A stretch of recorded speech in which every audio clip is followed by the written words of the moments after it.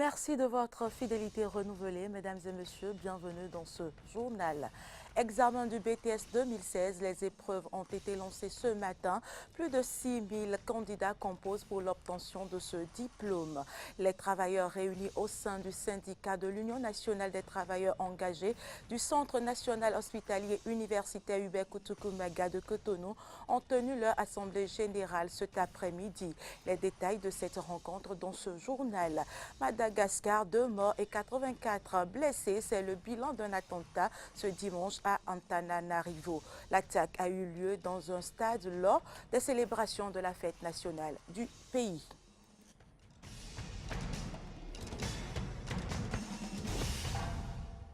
Bonsoir à tous.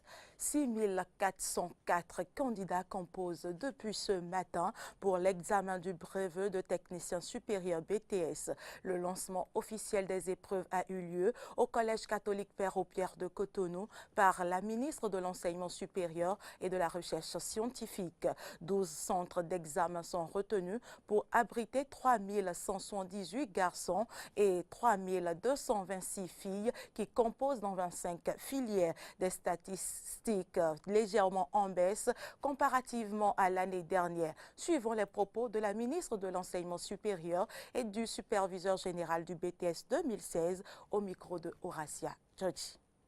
J'encourage tous les candidats et candidates à bien travailler et à toute l'équipe de supervision, de correction et de surveillance de jouer leur partition pour que le BTS 2016 soit un BTS de qualité, parce que nous sommes dans l'ère de la qualité, beaucoup d'accent sur la formation de qualité. Et je profite pour demander aux établissements privés d'accorder une attention particulière à la formation des candidats et des candidates, parce que nous allons faire des contrôles et ceux qui ne répondraient pas aux normes et qui ne répondraient pas aux normes de qualité, aussi bien au niveau de la formation, des curricula de formation que des enseignants, auront des comptes à rendre à l'État béninois. Mais cette légère diminution peut être due, je le dis bien, à la préférence des candidats d'aller directement à la licence professionnelle. C'est un choix, mais il est toujours souhaitable pour nos candidats d'avoir plusieurs cordes à leur arc en matière de professionnalisme. C'est pourquoi nous leur recommandons toujours cet examen qui précise d'abord un premier grade professionnel, c'est-à-dire le BTS. Donc c'est toujours bon d'avoir le BTS avant d'aller à la licence professionnelle. Donc nous recommandons ce parcours aux futurs candidats. Assemblée générale ce jour 27 juin du syndicat de l'Union nationale des travailleurs engagés du Centre national hospitalier universitaire Hubert Kutukumaga dans les locaux de l'Institut. Une dizaine de points dans la nomination du nouveau directeur général du centre était à l'ordre du jour. Fréjus Serlan et Romaric Devouchi. Faire le compte rendu de leurs différentes actions aux travailleurs affiliés à leur syndicat, mais aussi échanger avec ces derniers sur l'actualité du Centre national hospitalier universitaire Hubert Kutukumaga, c'est ce qui a poussé les responsables de l'unité des travailleurs engagés du CNHU à organiser cette assemblée générale. Entre cette assemblée générale et la dernière, l'unité CNHU a eu le temps d'entamer avec la direction de l'hôpital des discussions sur les élections professionnelles et la lutte contre les malversations financières. Outre ces sujets, ce syndicat a également mené des actions dans le sens de l'amélioration des conditions de vie et de travail de ses adhérents. On a discuté aussi du reversement de vos droits à la CNSS, parce que la CNSS dort avec des milliards dans les caisses et ne vous paye pas. Nous avons demandé qu'on redéploie le personnel surveillant, ceux-là qui vous rabrouent dans les services et qui font pression sur vous. On a parlé aussi de vous, vous qui avez fait des diplômes à l'étranger, à l'intérieur, et qu'on n'a pas reclassé. Alors, nous avons demandé aussi à la direction pendant les négociations de supprimer les postes inutiles. Nous avons évoqué le cas des faux diplômes. Des gens sont virés à la banque, mais ils n'ont pas fiche de paye. Il y a des gens qui prennent le salaire là, qui sont payés à la banque, mais qui ne sont pas sur la liste. Il y a des gens également qui sont sur la liste, mais qui ne sont pas sur les états qu'on nous a fait pour aller faire le contrôle. En surplus, ces responsables ont déploré le choix du nouveau directeur du CNHU. Il n'en fallait pas plus pour qu'ils se disent déjà déçus par la politique du gouvernement Talon. C'est nous qui vivons dans la maison, nous savons ce que nous avons été dans le passé avec ces gens, avec ce réseau, et on ne peut pas nous amener ce réseau encore pour continuer à torpiller les travailleurs. Mais aujourd'hui, la rupture qui a promis nous changer tout, corriger les erreurs, nous a mis dans ce pétrin. Nous ne sommes pas d'accord. L'ancien DG qu'on vient de nous limoger, chers travailleurs du CNHU, est-ce que ces 3 mois, pendant ces 3 mois, vous avez été satisfait de sa gestion? Oui. Les membres de l'unité CNHU se sont également prononcés sur la nomination du nouveau directeur. Je suis vraiment désolé par rapport à cette nomination. Pourquoi? Parce que ceux-là nous ont gérés sous le régime du colonel Idriss. Aucune œuvre humaine n'est parfaite. L'actuel directeur est un homme comme vous et moi, qui vient d'être nommé à la tête de notre institution. Il faut qu'on nous donne un peu de moratoire. Le Gababo syndical, là où on a qui est daté il y a cela 1 an, ça coule tous les jours de l'eau. Le DG est arrivé, Sosu est arrivé, tout le monde est arrivé, ils n'ont jamais fait ça. Quand on est venu, ils ont donné de la robe de beau gamme, très bien sophistiqué. Moi, je le mets d'abord à l'œuvre pour pouvoir le qualifier après. Seul point sur lequel s'accordent responsables et membres de l'unité CNHU au sujet de la nouvelle direction de cet hôpital, les progrès attendus de la nouvelle équipe. Faire de l'Afrique un continent développé grâce à son patrimoine, c'est autour de ce thème que les journalistes béninois ont discuté en début de week-end à la Maison des médias. Comme invité, Samuel Kidiba, directeur de l'école du patrimoine africain. On retrouve Fréjus Serlan pour le point. Dans plusieurs pays africains, la gestion du patrimoine n'est souvent pas une priorité. Et le sous-développement de l'Afrique vient de ce fait qu'il n'y ait pas de politique de valorisation du patrimoine africain qui prenne en compte le naturel qui fait du continent noir l'Afrique, a précisé Samuel Kidiba, directeur de l'école du patrimoine africain, aux journalistes béninois, à la faveur de leur rendez-vous hebdomadaire. On ne peut pas parler développement sans prendre en ligne de compte ce qui fait de nous Africains, nos habitudes alimentaires, le vestimentaire et tout ce que vous savez. Et donc aujourd'hui, nous pensons que nous devons avoir un patrimoine de l'intégration africaine, par exemple, un patrimoine de l'économie, pas le tout économique, parce que, comme vous le savez aussi, on ne peut pas prétendre aller au développement sans tenir compte de cet aspect qui est très important. Or, aujourd'hui, l'Afrique a cette manie de copier et de coller ce qui ne va pas toujours avec son environnement culturel. Aujourd'hui, si je colle un peu l'actualité aujourd'hui, vous avez suivi le départ de la Grande-Bretagne qui a quitté l'Union européenne. Mais moi, ce que j'ai retenu dans ce qui se dit en tant que professionnel du patrimoine, c'est quoi? C'est que l'Union européenne est presque une union pour les élites. C'est-à-dire qu'on ne tient pas compte des desiderata des communautés. Et c'est ce qui se passe en Afrique. Tant que l'Afrique n'ira pas vers les communautés qui sont détentrices du patrimoine, tant que l'Afrique ne regardera pas son environnement culturel, son environnement en tant que tel, l'Afrique ne pourra pas avancer. Il est donc important pour les États africains d'accorder plus d'intérêt au patrimoine du continent pour son réel développement. Et sur ce plan, les efforts du Bénin en Afrique ne passent pas inaperçus, puisque le pays abrite non seulement une institution de formation dans le domaine patrimonial, mais est aussi son plus grand contributeur. À tout seigneur, tout honneur, l'EPA, c'est une fierté pour le Bénin.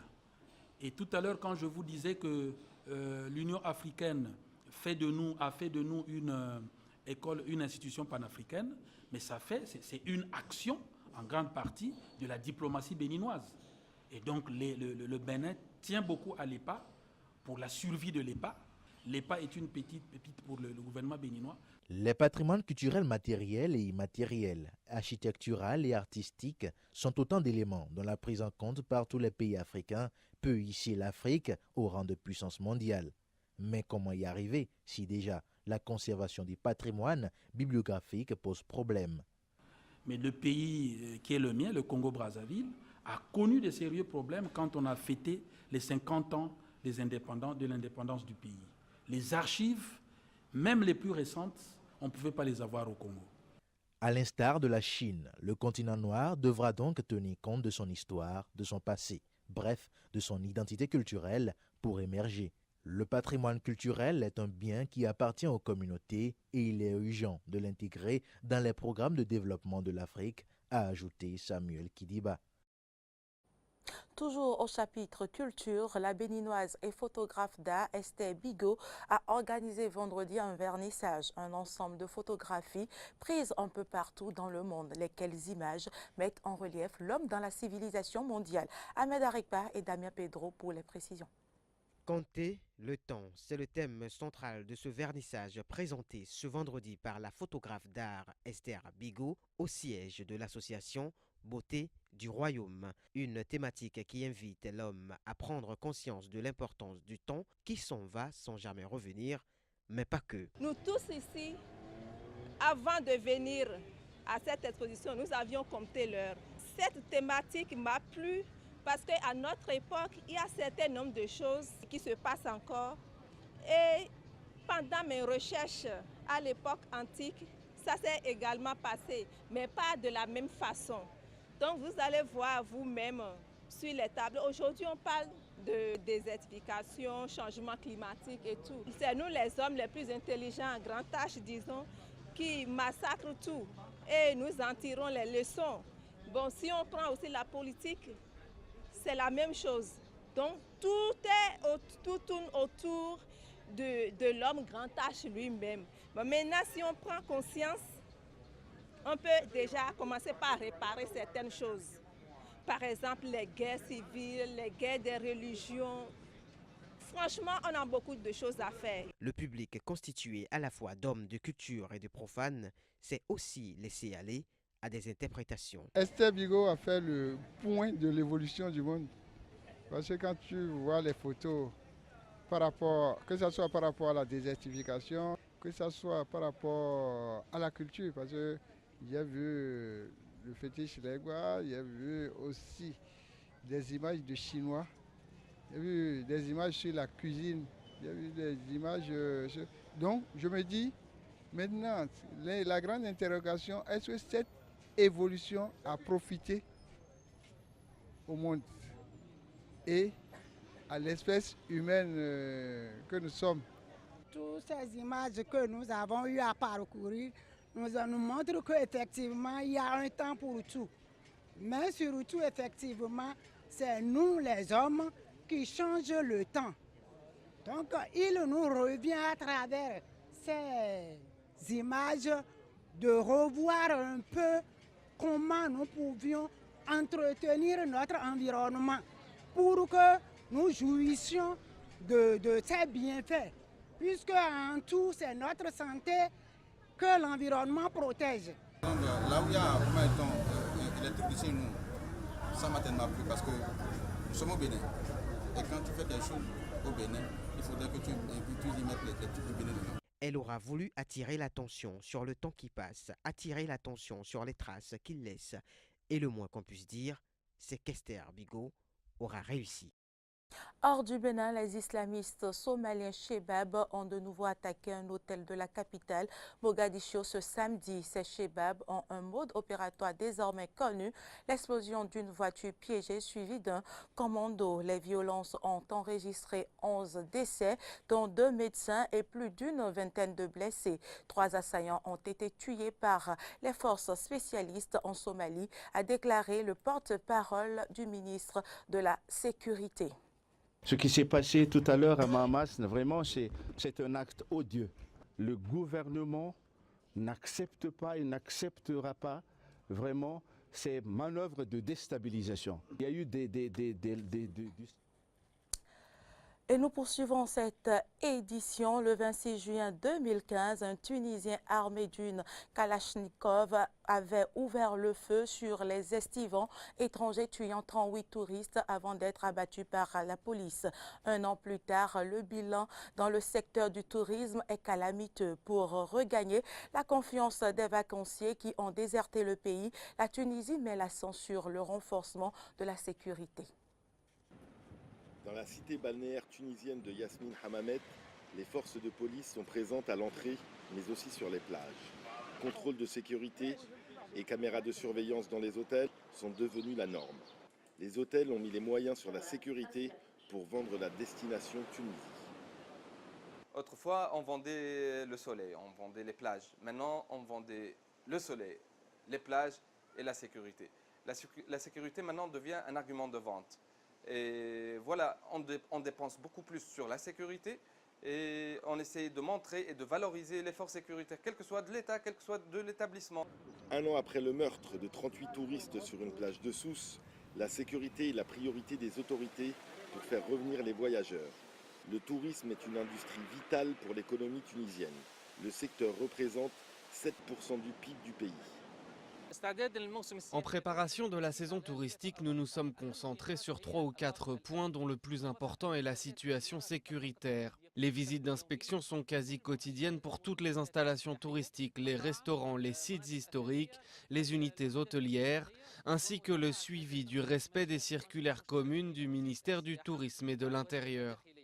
Les marchés européens traditionnels comme la France ou la Grande-Bretagne ont chuté de 65% par rapport à 2010 avant la Révolution.